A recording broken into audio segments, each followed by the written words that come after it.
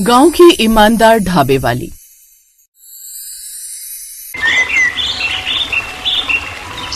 पकड़ अपना बोरिया बिस्तर और निकल यहाँ से। जब से हमारे घर में आई है तब से हमारी खुशियों को आग लगा दी है तूने। मामी, मुझे घर से मत निकालिए। इस दुनिया में अब आपके मामा जी और मेरे छोटे भाई बहनों के अलावा मेरे कोई नहीं है। माँ पिता थे, वो पिछले साल ही गुजर गए। तभी तो कह रही हूँ कि तू भी अपने माँ बाप के पास चली जा, क्योंकि जब से तू आई है ना मेरे घर में कलेश होने लग गया है। तू खुशियों की जड़ नहीं बल्कि कलेश की जड़ है। मेरा पति जो पहले हर बात मेरी सुनता था, लेकिन आज वो तेरे पीछे मुझसे लड़ता है और मेरे बच्चों पर गुस्सा उतारता है, सिर्फ इसलिए क्योंकि तेरे चेहरे पर खुशी रहे। लेकिन अब और नहीं, मैं तुझे और बर्दाश्त नहीं कर सकती। दफा हो जा यहाँ से। इतना बोलकर शकुंतला अब अपने घर का दरवाजा बंद कर लेती है। तो वहीं माया बेचारी फूट फूट कर रोने लगती है और अपना सामान उठाकर अपने पुराने घर यानी अपने माता पिता के घर की ओर निकल पड़ती है। बेचारी माया के पास ना तो पैसे थे और ना ही खाने का ठिकाना। अगर उसके पास कुछ था तो उसके माँ बाप का वो पुराना घर, जिसको उसने साल भर पहले ये सोचकर छोड़ दिया था कि उसके मामा उसकी परवरिश करेंगे। हालांकि वो अब बच्ची नहीं थी, लेकिन एक अकेली लड़की होने के नाते उसे अब कुछ समझ नहीं आ रहा था कि आखिर वो करे तो क्या करे। बेचारी अब अपने माँ पिता के घर पहुँचती है, जहाँ वो घर पर ताला लगा देखकर बाहर ही बैठ जाती है और रोते हुए खुद से कहती है, घर पर ताला लगा हुआ है, समझ नहीं आ रहा कहाँ जाऊं और क्या करूं। एक काम करती, उस ताले को तोड़ देती हूँ। इतना बोलकर माया अब घर में लगे ताले को एक बड़े से पत्थर से तोड़ देती है। वो घर में जैसे ही जाती है तो उसे अपने माँ पिता की याद आने लगती है।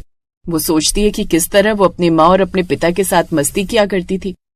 उसका वो खुशहाल जीवन एक पल में अंधेरी काली नगरी में बदल गया था, क्योंकि साल भर पहले एक एक्सीडेंट में उसके माता पिता का देहांत हो गया था।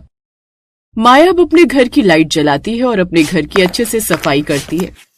अगली सुबह सूरज की रोशनी खिड़की से उसके चेहरे पर पड़ती है तो वो उठकर अपनी माँ की पुरानी संदूक टटोलती है। उसे वहां एक छोटी सी पोटली में 500 रुपए मिलते हैं। लगता है माँ ने ये पैसे किसी बुरे वक्त के लिए बचा कर रखे थे। आज सच में बुरा वक्त ही तो है। घर में राशन का एक दाना नहीं है और पेट भूख से जल रहा है। इन 500 रुपयों से मैं कुछ दिन का राशन तो ले आऊंगी, पर उसके बाद क्या होगा? मुझे कुछ तो काम करना ही पड़ेगा। हाथ पर हाथ धरे बैठने से तो पेट नहीं भरेगा। माया बाजार जाती है और थोड़ा आटा, दाल और मसाला खरीद लेती है। घर लौटते समय उसकी नजर अपने घर के बाहर से गुजरने वाले बड़े हाईवे पर पड़ती है, जहां से सैकड़ों ट्रक गुजर रहे होते हैं। ये सड़क तो शहर को जोड़ती है। यहाँ दिन रात गाड़ियां चलती हैं, लेकिन आसपास कोई अच्छा ढाबा या दुकान नहीं है। माँ हमेशा कहती थी कि मेरे हाथ के खाने में जादू है। क्यों ना मैं यहीं सड़क किनारे एक छोटा सा चूल्हा जला लूं। ट्रक वाले भाइयों को घर जैसा सादा खाना मिल जाएगा और मेरी रोजी रोटी भी चल जाएगी। हाँ, यही ठीक रहेगा। ये सोचकर माया अब ऐसा ही करती है और सूखी लकड़ियां बिनने के लिए पास के जंगल की तरफ निकल पड़ती है। अगर सूरज ढलने से पहले लकड़ियां नहीं मिली तो चूल्हा नहीं जलेगा। ओस की वजह से सारी लकड़ियां गीली हो गई हैं। ये कटीली झाड़ियां मेरे हाथों में चुभ रही हैं, पर मुझे रुकना नहीं है। अगले दिन एक बार फिर माया उस हाईवे पर जाती है और सड़क किनारे वो मिट्टी का चूल्हा बनाकर तैयार कर देती है और एक त्रिपाल लेकर चारों तरफ लकड़ी में बांध देती है, जिससे पन्नी की छत बन जाती है। अब जब ट्रक और गाड़ी वाले हाईवे के किनारे खाना देखते हैं तो कई लोग रुक रुक कर माया के हाथों का खाना खाने लगते हैं और इस तरह आज पहले ही दिन में माया की अच्छी कमाई हो जाती है। तभी वहाँ एक ट्रक ड्राइवर आता है और माया से कहता है, बहन, तुम्हारे हाथ का खाना तो बहुत स्वादिष्ट है, लेकिन तुम्हारे यहाँ बैठने की जगह नहीं है। अगर यहाँ बैठने की जगह हो जाए तो सच बता रहा हूँ, तुम्हारी बहुत अच्छी कमाई होगी। तुम अपने परिवार वालों को क्यों नहीं कहती कि वो तुम्हारी मदद कर दें? परिवार? भाई साहब, मेरा तो परिवार है ही नहीं। माँ पिता भी पिछले साल गुजर गए। साल भर मामा मामी ने मुझे पाला, लेकिन अब तो उन्होंने भी मुझे घर से निकाल दिया। जितना मुझसे बन पड़ा मैंने उतना किया। बाकी आपने मुझे ये सलाह दी कि मुझे यहाँ बैठने के लिए कुछ रखना चाहिए, उसके लिए धन्यवाद। माया की बात सुनकर ड्राइवर कुछ नहीं बोलता और अपना खाना खत्म करके वहाँ से चला जाता है। तो वहीं माया भी अब ठान लेती है कि वो अपने ग्राहकों के बैठने का इंतजाम करेगी। अगले दिन जब वो बाजार जाती है तो उसकी नजर एक दुकानदार पर पड़ती है, जहाँ उसकी दुकान के पास कुछ टायर्स रखे हुए थे, जिसे देख माया दुकानदार से कहती है, काका, क्या मैं ये 2 पुराने टायर और ये लकड़ी का बक्सा ले जा सकती हूँ? आपके तो ये किसी काम के नहीं है, पर मेरे ढाबे पर बैठने के काम आ जाएंगे। ले जा बेटी, वैसे भी ये कचरा ही है। पर इतनी दूर तू इन्हें उठाकर कैसे ले जाएगी? बहुत भारी है ये। कोई बात नहीं काका, मैं घसीट कर ले जाऊंगी, बस आप मना मत करिएगा। माया एक रस्सी से उन टायरों को बांधती है और अपने कंधे पर डालकर उन्हें घसीटने लगती है। जैसे तैसे वो घर के पास पहुंचती है और अपने हाथों को देखकर कहती है, हाथ छिल गए हैं रस्सी से, पर बस थोड़ा सा और, घर पास ही है। अगर आज मैंने ये बैठने की जगह बना ली तो मुसाफिरों को आराम मिलेगा।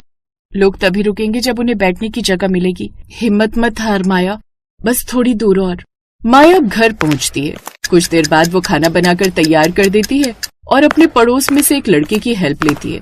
वो लड़का हाईवे पर उसका सारा सामान पहुंचा देता है और इस तरह माया ईंटों के ऊपर लकड़ी का फट्टा रखकर टेबल बनाती है और टायरों को साफ करके उनके ऊपर बोरी बिछा देती है ताकि वो बैठने लायक बन जाए।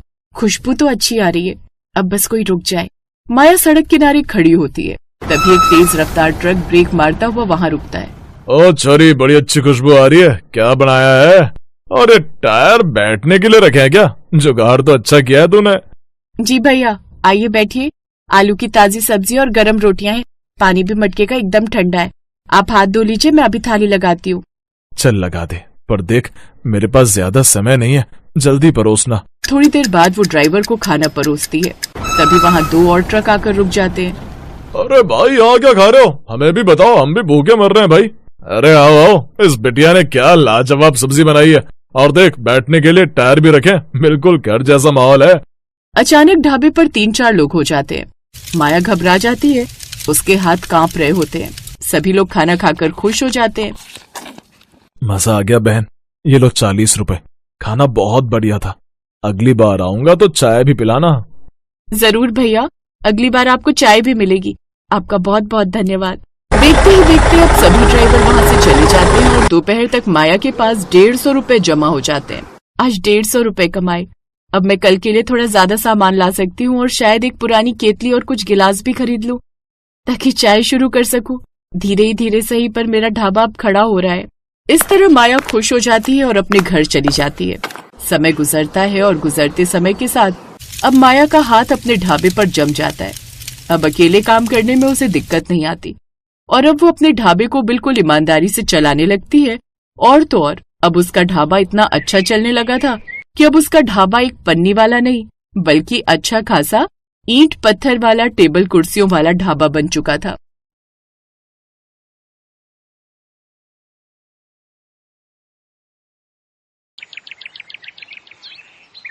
नीलगंज गांव में प्रदीप अपनी पत्नी सोनाली के साथ रहा करता था। प्रदीप के पास एक घोड़ा था जिस पर वो गांव के बच्चों को घुमाता था और उसके बदले उसे कुछ पैसे मिलते थे। एक रोज प्रदीप सुबह सुबह काम पर निकल रहा था कि तभी उसकी पत्नी सोनाली उससे बोली, घर में राशन पानी खत्म होने वाला है, शाम को घर आते वक्त ले आना। ईश्वर से प्रार्थना करना सोनाली कि आज कोई अच्छी सवारी मुझे मिल जाए ताकि मेरी कमाई ठीक ठाक हो सके। मैं आपसे कितनी बार कह चुकी हूँ कि इस घोड़े को बेचकर आप दूसरा काम शुरू कर दीजिए। ये तुम कैसी बातें कर रही हो सोनाली?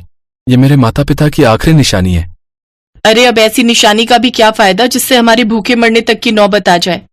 क्यों चिंता करती हो भाग्यवान, जो किस्मत में लिखा होगा वही मिलेगा। ये कहकर प्रदीप अपना घोड़ा लेकर चला गया। रास्ते में उसे राजू मिला। अरे प्रदीप भाई, मुखिया जी ने आपको बुलाया। प्रदीप मुखिया के घर पहुंचा। तुम्हारे पिता ने मुझसे कर्ज लिया था, अब तुम मुझे वो कर्ज लौटाओगे, समझे? लेकिन उन्होंने अपना खेत भी तो आपके पास गिरवी रखा था। उस बंजर जमीन का मैं क्या करूंगा भाई? तुम मुझे मेरे पैसे लौटाओ, नहीं तो मैं तुम्हारा ये घोड़ा अपने पास रख लूंगा, समझे? प्रदीप वहाँ से दुखी होकर चला गया। तभी मुखिया के पास गांव का सेठ आया। काम हो गया क्या मुखिया जी? समझो हो ही गया सेठ जी। शाबाश, आप नहीं जानते बाजार में उस घोड़े की कीमत कितनी है? सेठ जी, आपके कहने पर मैंने उसे धमकी तो दे दी, लेकिन कहीं ऐसा ना हो कि वो 1 महीने में मेरे पैसे लौटा दे और फिर मुझे उसको वो उपजाऊ खेत भी लौटाना पड़े जिससे मैं लाखों कमाता हूँ।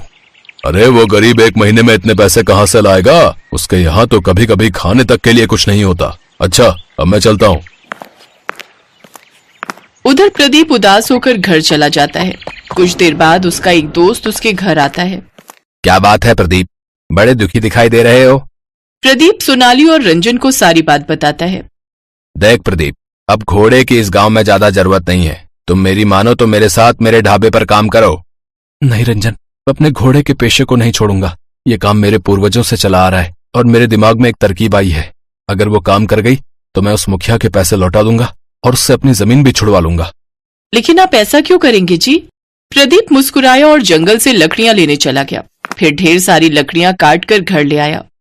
फिर 3 दिन के अंदर ही दिन रात मेहनत कर प्रदीप ने लकड़ियों का एक सुंदर सा बड़ा टांगे का बॉक्स बना लिया। अब हमारी घोड़ा गाड़ी तैयार है। अब कमी है तो बस रसोई की। वाह, कितना सुंदर लग रहा है ये। लेकिन रसोई की कमी मतलब? मैं कुछ समझी नहीं। मतलब ये कि अब हम इसे एक चलती फिरती घोड़ा गाड़ी रसोई बनाएंगे। देखो भाई, आजकल आधुनिक जमाना है और लोग हमेशा कुछ नया करने की कोशिश करते हैं, लेकिन मेरे पास इतने पैसे नहीं है कि मैं इसमें राशन भरवा सकूं। फिर मेरा ये काम सफल कैसे होगा? अब आप बहुत थक गए जी, चलिए चलकर अब सो जाइए। कल सुबह देखेंगे कि आगे क्या करना है। वो दोनों खाना खाकर सो गए, लेकिन अगली सुबह जब उठे तो उन्हें बाहर से खाने की बहुत अच्छी महक आ रही थी। वो दोनों बाहर आए तो वो खुशबू घोड़ा गाड़ी में से आ रही थी। वो सीढ़ियां चढ़कर उस घोड़ा गाड़ी के अंदर गए तो उसकी रसोई में तरह तरह के पकवान बने हुए थे। ये जादू देख वो हैरान थे। तभी किसी की आवाज आई। घबराओ मत प्रदीप, ये जादू मैंने किया है। कई साल पहले मुझे एक वरदान मिला था जिससे मैं किसी भी तरह की कोई एक ख्वाहिश पूरी कर सकता हूं। कल रात मैंने तुम्हारी बातें सुनी। तुम घोड़ा गाड़ी रसोई के नाम से कुछ कमाई करना चाहते थे, इसलिए मैंने तुम्हें ये जादुई रसोई दी है। अब इस रसोई में कभी अन्न की कमी नहीं होगी और तुम जो जितना जितना इस रसोई से मांगोगे तुम्हें मिल जाएगा। अब तुम दोनों जाओ और इस व्यापार से खूब लाभ कमाओ। ये सुनकर वो दोनों बहुत खुश हुए। लोग आकर्षित हुए और खाने की खुशबू से उसमें खिंचे चले आए। देखते ही देखते घोड़ा गाड़ी में लगी कुर्सियां भर गईं।